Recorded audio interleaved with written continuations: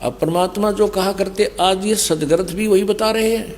देखिएगा श्रीमद् देवी भागवत यानी शक्ति पुराण, दुर्गा पुराण, गीता प्रेस गोरखपुर से प्रकाशित है। इसके कौन है संपादक? संपादक है हनुमान प्रसाद पोदार, चिमनलाल गोस्वामी। प्रकाशक एवं मुद्रक हैं गीता प्रेस गोरखपुर, गोविंद भवन कार्यालय कोलकाता का संस्थान है। ये इनके फैक्स और फोन नंबर है। ये देखिएगा इस पवित्र पुराण के पहले स्कंद में श्रीमद् देवी भागवत पृष्ठ नंबर 28 पर नारद जी और व्यास जी की गोष्ठी हो रही है। Vyas ji is the writer of 18 Purana and ये चारों वेदों का, गीता जी का और इन 18 पुराणों का, श्री सुधा सागर का ये व्यास जी राइटर है, लेखक है। और ये नारद जी से वार्ता कर रहा है। नारद जी ने कहा, महाभाग व्यास जी, तुम इस विषय में जो पूछ रहे हो ठीक यही प्रश्न मेरे पिताजी ने भगवान श्री हरि से किया था। नारद जी के पिताजी हैं ब्रह्मा जी। देवाजी देव भगवान जगत के स्वामी हैं। लक्ष्मी जी उनकी सेवा में उपस्थित रहती हैं। दिव्य कौस्तुभमणि उनकी शोभा बढ़ाती है। वे शंख चक्र गदा लिए रहते हैं, पीताम्बर धारण करते हैं, 4 भुजाएं हैं। यानी पूरी डेफिनेशन बता दी। विष्णु जी हैं। वे चराचर जगत के आश्रयदाता हैं, जगत गुरु एवं देवताओं के भी देवता हैं। ऐसे जगत प्रभु भगवान श्री हरि महान तप कर रहे थे। विष्णु जी तपस्या कर रहे थे, उनकी समाधि लगी थी। यह देखकर मेरे पिता ब्रह्मा जी को बड़ा आश्चर्य हुआ।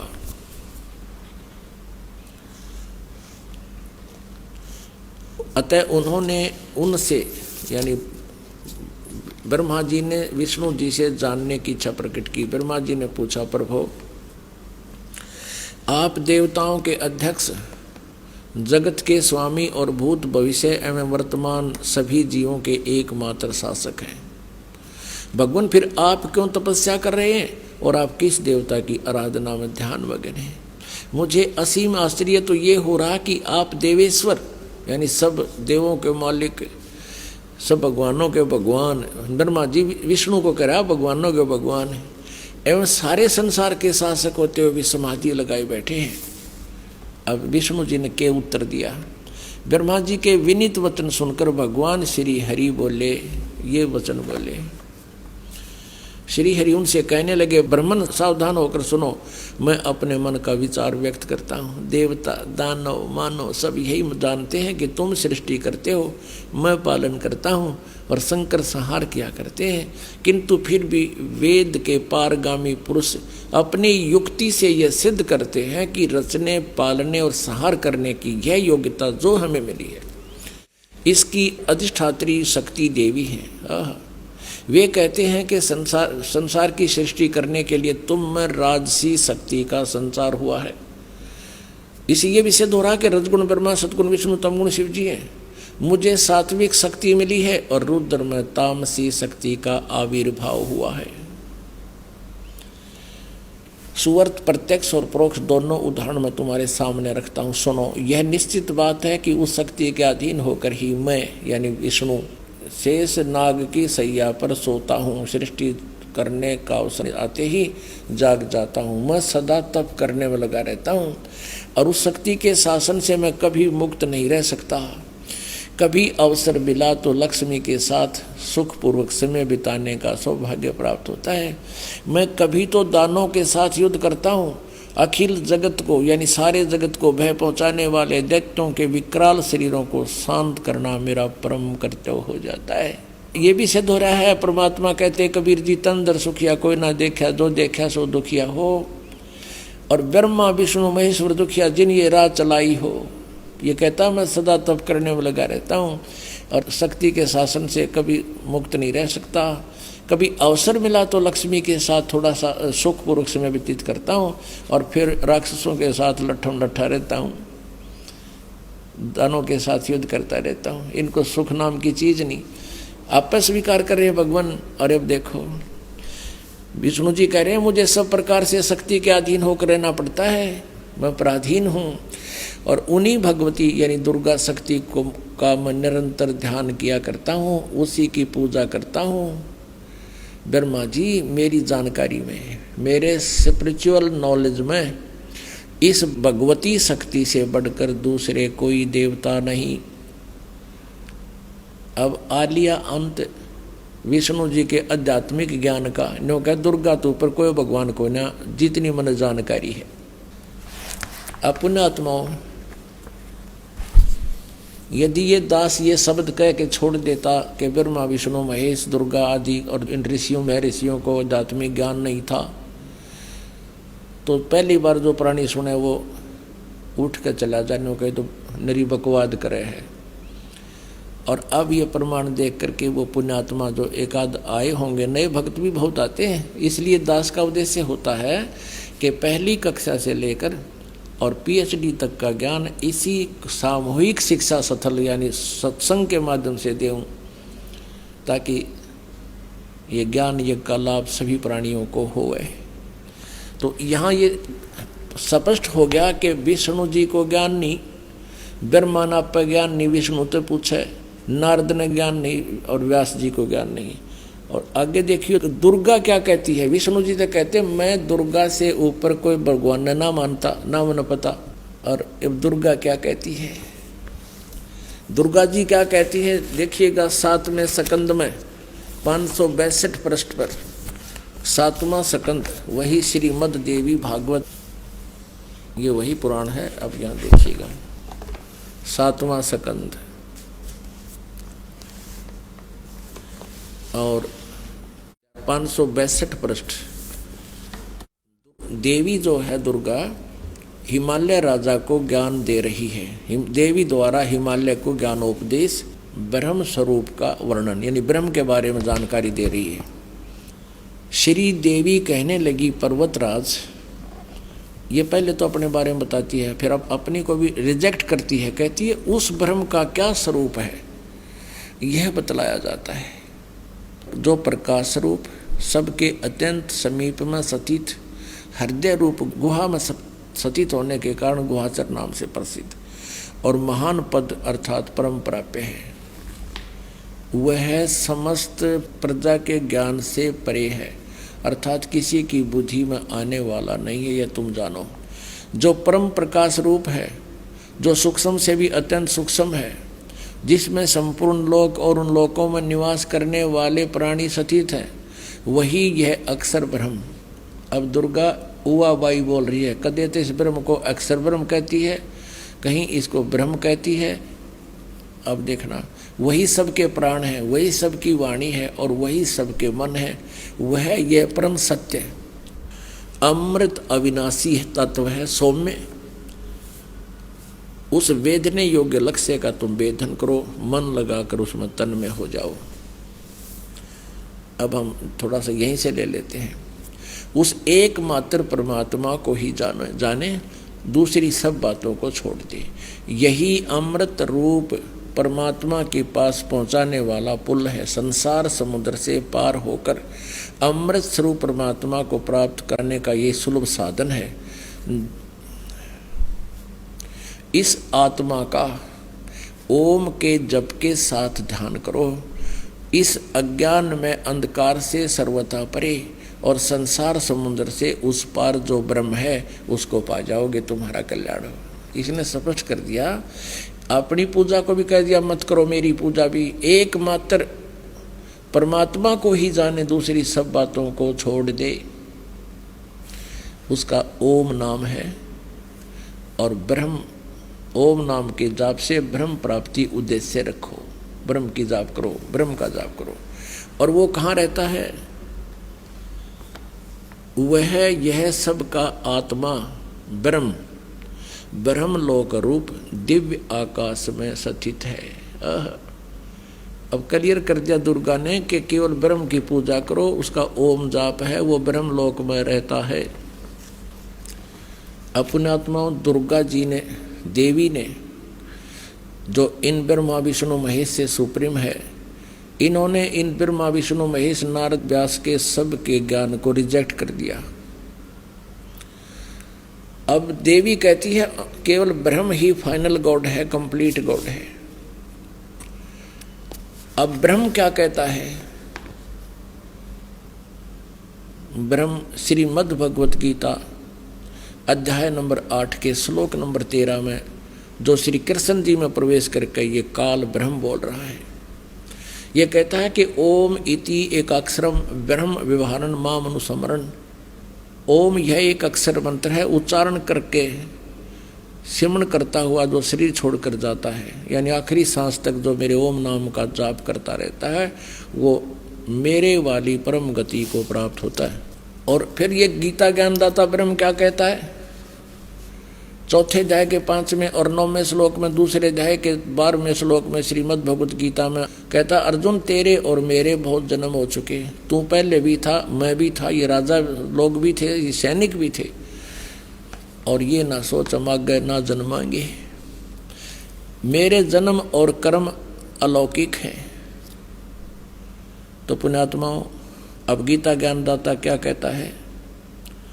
18वें अध्याय के 62वें श्लोक में कहा कि अर्जुन तू सर्वभाव से उस परमेश्वर की शरण में जा, उसकी कृपा से तू परम शांति को और सनातन परम धाम को प्राप्त होगा। सनातन परम धाम कौन सा है? सतलोक। उसके बारे में 15वें अध्याय के 1 से लेकर 4 श्लोक में कहा है कि तत्वदर्शी संत ऐसा होगा जो सब उल्टे लटके संसार के सभी पार्ट्स बता देगा, उसके विभाग बता देगा। उसके पश्चात उस परम पद परमेश्वर की खोज करनी चाहिए, जहाँ जाने के बाद फिर साधक कभी लौटकर संसार में वापस नहीं आता, अर्थात उसको पूर्ण मोक्ष हो जाता है। इससे सिद्ध है कि गीता ज्ञान दाता ब्रह्म से भी ऊपर कोई सुप्रीम पावर है, और वो परम अक्षर ब्रह्म है। उसका अभी आपको उल्लेख बताया था 8वें अध्याय के प्रथम श्लोक में। अर्जुन ने पूछा था कि 7वें अध्याय के 29वें श्लोक में जिस तत्ब्रह्म के बारे में आपने बताया, वो किम तत्ब्रह्म, 8वें अध्याय के 3रे श्लोक में कहा कि वो परम अक्षर ब्रह्म है। तो इसे सिद्ध हो गया कि ना ब्रह्मा ने ज्ञान, न विष्णु ने ज्ञान, न शिव ने ज्ञान, क्योंकि ब्रह्मा और विष्णु शिव एक ही सत्र का ज्ञान रखते हैं। और ना दुर्गा को कंप्लीट ज्ञान, वो ब्रह्म को फाइनल बता रही है। और ब्रह्म कहता है मेरे और तेरे तो बहुत जन्म हो गए, जन्म मृत्यु सदा ये दुख बना रहेगा, परम शांति नहीं हो सकती। यदि तूने मेरी शरण में रहना है तो उठा लठ और कर युद्ध, ऐसा यहाँ करना ही पड़ेगा। और तुझे परम शांति चाहिए तो उस परमेश्वर की शरण में जा, ये फाइनल कर दिया।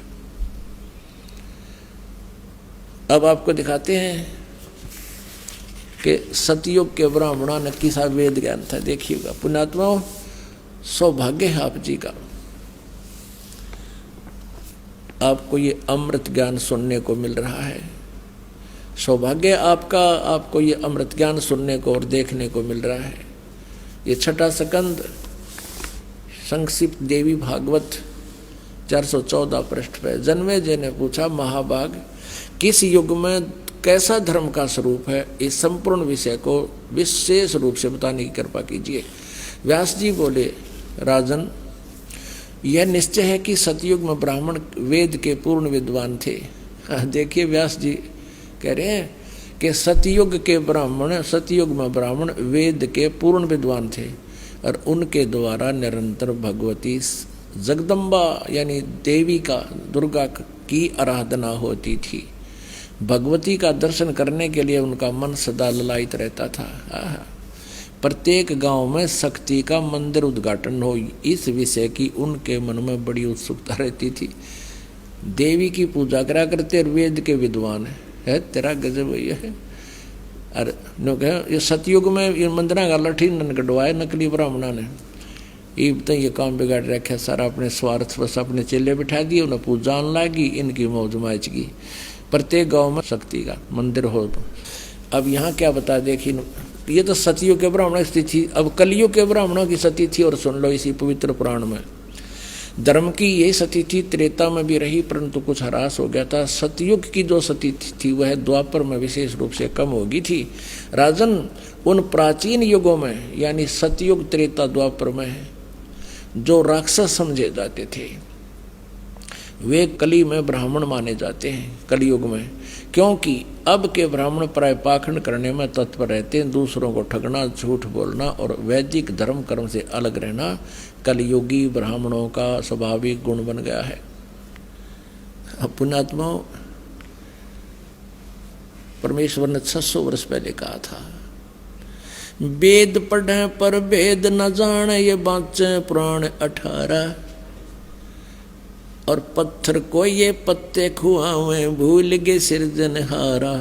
वेद पढ़े, वेद नहीं जाने, और ये बाँचे पुराण 18, और क्या कहेगा पता नहीं, पुराणों में क्या लिखा हुआ है। ब्रह्मा जी अजरो अमर हैं, सर्वेश्वर हैं, महेश्वर हैं, इनकी कोई माता पिता नहीं, यही समृद्ध शक्ति है, और ये जन्मते मरते नहीं।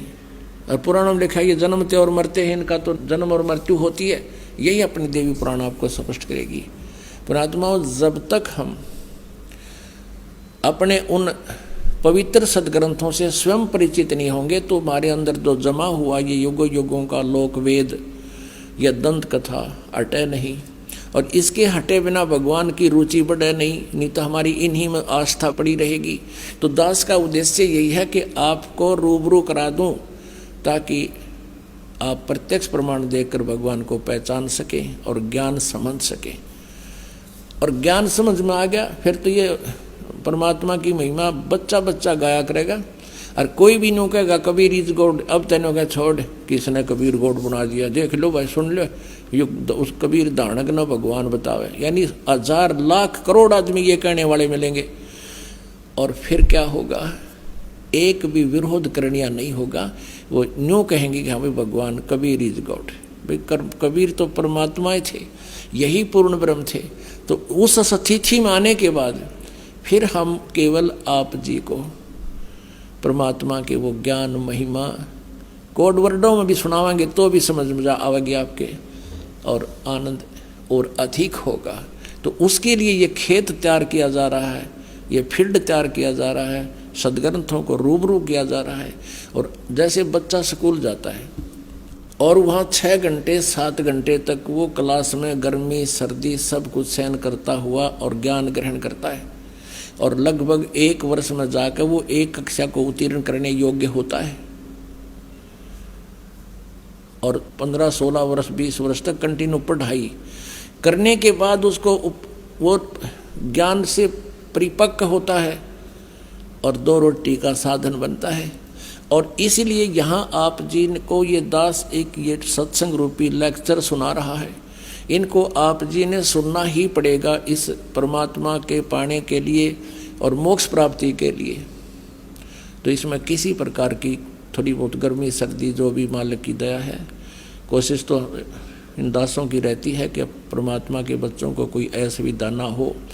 हर तरह की संभव कोशिश करते हैं गर्मी सर्दी से आपको बचाकर फिर भगवान का गुणगान सुनाने की। फिर भी हमें इतना डेर होना चाहिए, हिम्मत रखनी चाहिए। जैसे हम किधर बस में जावे हैं या ट्रेन में जाते हैं अपने रोजी रोटी के लिए, तो 6-6 घंटे एक पैर पर खड़े रहते हैं डंडा पकड़ के। इतनी भीड़ में भी हम कभी परवाह नहीं करते। जावा की तो उतरना जगह को नहीं, उतर जावा ताकि एबसेंट लगे मजबूरी। तो पुण्यात्माओं, यहाँ थोड़ा बहुत आप जी को गर्मी सर्दी से थोड़ा बहुत कष्ट भी होता है, तो परमात्मा के निमित्त ही समझना, उसका पुण्य न्यारा होगा। और पहले हम ये ज्ञान नहीं था, भक्ति भी करते थे, भगत भी को आया करते थे और फिल्म भी देखा करते। अब पहले VCR हुआ करते और इसी लंबी लंबी उनकी कैसेट हुआ करती 3-3 घंटे की। संडे को दिन ले आते कि आज VCR लावांगे किराए पर और 3 फिल्म देखेंगे। इसे तो 100 रुपये किराया एक फिल्म में, इस 3 फिल्मों में 100 रुपये किराया ही रात का। तो 3 यानी 9 घंटे की फिल्म सांझ ने 7 बजे शुरू कर देते और तड़के 7 बजे ताई चाय बनवाए जाते, पिए जाते, न्यू आँख पाड़े देखे जाते, लेना न देना कुछ भी कोई ना। और यहाँ परमात्मा के लिए जितना भी समय आपको मिलता है, सौभाग्य आपका ये सत्कर्म मान लेना।